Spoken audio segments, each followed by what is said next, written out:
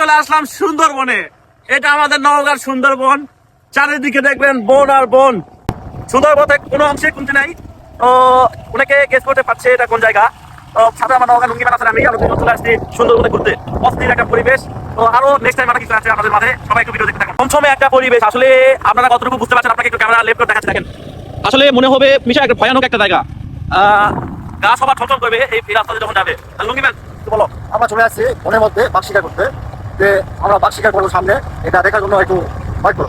দেখেন এই যে পরিবেশটা দেখেন, আপনারা কতটুকু বুঝতে পারছেন জানি না। দেখেন পরিবেশটা মানে এমন অবস্থা, এখানে যদি কাউকে মেরেও ফেলা যায় মানে আসলে বোঝার মতো ক্ষমতা নাই। আর সামনে যে কি কি ভয়ানক জীবজন্তু আছে সেটাও আমাদের কিন্তু জানা নাই।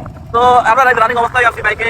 অনেক বড় এরিয়া এই সুন্দরবনের, নওগাঁ সুন্দরবন। আসলে আমরা হয়তো হেঁটে ঘুরে দেখাতে পারবো না, জন্য আমরা বাইকে নিয়ে আপনাদের ঘুরে দেখানোর চেষ্টা করতেছি।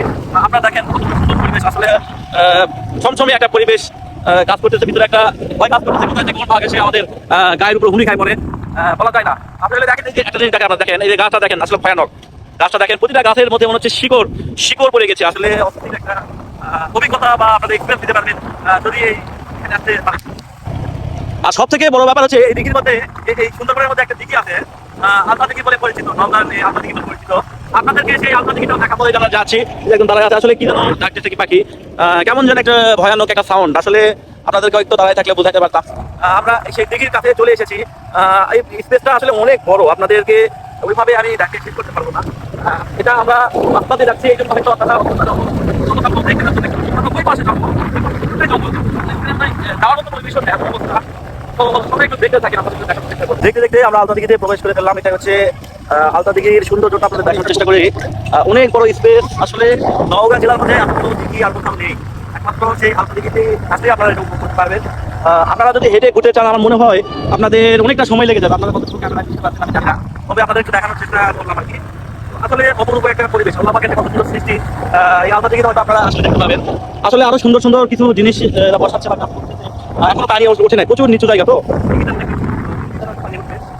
আমরা অপেক্ষায় আছি সেটা দেখার জন্য। আপনাদের পুরোটা ঘুরে দেখাতে গেলে অনেক সময় লাগবে, হয়তো এখন সময় আপনারা ইয়ে করতে পারবেন না। তো আপনারা অবশ্যই থাকেন, আপনাদের একটু পুরো দিঘিটা শেষ মাথায় আমরা দেয়।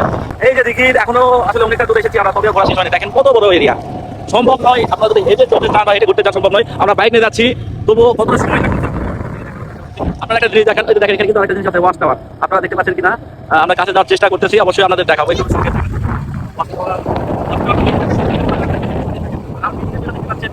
পুরাটাই কিন্তু একটা জঙ্গল, এখানে কিন্তু ভিতরে প্রবেশ করে না। অনেক জীবজন্তু বসে থাকি।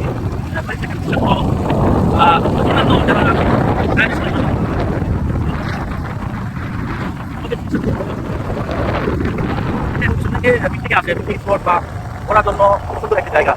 আপনার সময় দেখা যাচ্ছে ওটা ফ্রেশ হয়ে যাবে। দেখেন এখানে কত পাখি, আপনারা মানে দেখতে ক্যামেরা বুঝতে পারবেন না, হাজার হাজার কোটি কোটি পাখি। এই যে আমাদের এখানে সেই ওয়াচ টাওয়ারটা আপনাদের দেখতে পাচ্ছেন ক্যামেরায় কতটুকু আসতেছে। দেখেন ওয়াচ টাওয়ার, এই যে ওয়াচ টাওয়ারে উঠলে আপনারা পুরো বনটা দেখতে পাবেন। ওয়াচ টাওয়ারে উঠলে পুরো বনটা আপনারা উপভোগ করতে পারবেন। ভিডিওটা আসলে অনেক লং হয়ে যাবে, আসলে দূরত্বটা অনেক বেশি।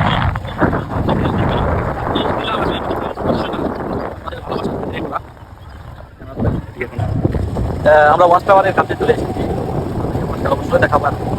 আপনারা ভিডিওটা কন্টিনিউ যারা করলেন অবশ্যই ওয়াচ টাওয়ারটা আপনারা দেখবেন। এই যে হচ্ছে আপনাদের কাঙ্ক্ষিত ওয়াচ টাওয়ার। দেখেন এটা হচ্ছে ওয়াচ টাওয়ার।